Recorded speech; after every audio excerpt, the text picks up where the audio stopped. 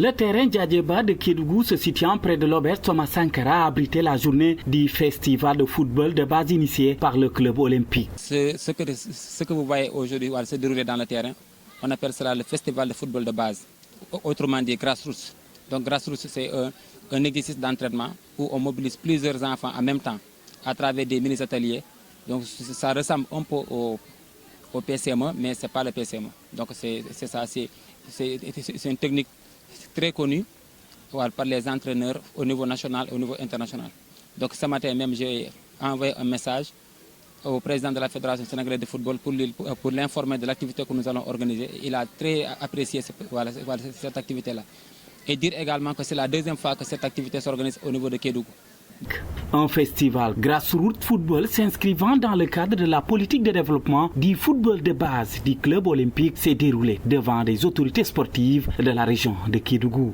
C'est la première année, tout ne peut pas être rose à la première année. Donc vous voyez, on n'a pas démarré tous les entraînements. C'est pour ça qu'on a décidé de faire un lancement, de montrer au public de Kédougou.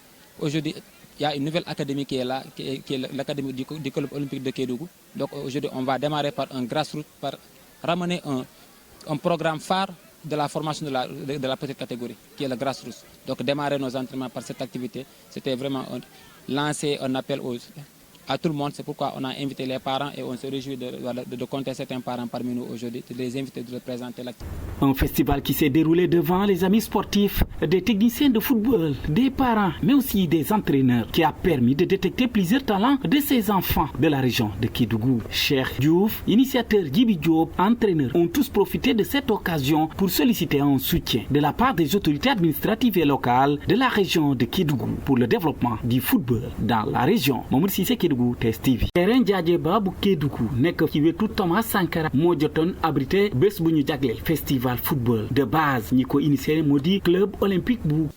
Donc ñu ngi fi daje tey di def benn activité bu ñu woowee grassroots wala festival de football de base jagleel ko xale yu ndaw yoo xamante ni bi amaguñu fukk at ak juróom. Donc seen ñu ngi tàmbalee juróom benn at ba fukk at ak ñeent.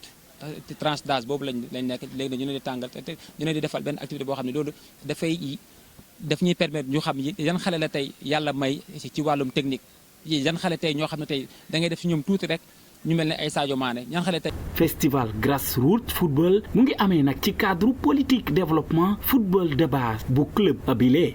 exercice bi ñu nekk di def nii tey li ñu woowee grassroots moo koy wane moo koy génne ci ñoom.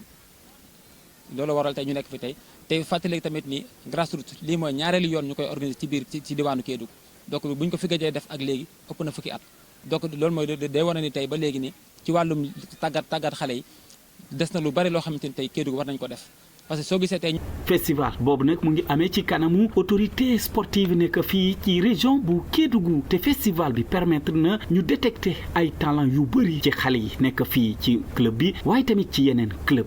club professionnel ba léegi mënuñu ko am suñu yenn depuis Salif Diao amuñu joueur professionnel donc suñu nu ñuy liggéey lañu war a xoolaat kon maanaam peut-être ñu nekk di liggéey moo baaxagul donc foog ñuy góorgóorlu côté boobu noonu lu mel ne grassroots ñu ko fi organiser saa su nekk yaatal ko nag mu bañ a yem ci mbirum olympique kese mais ñu boole ci yeneen école de football yi gën ko yaatal pour jàppale football Kédougou.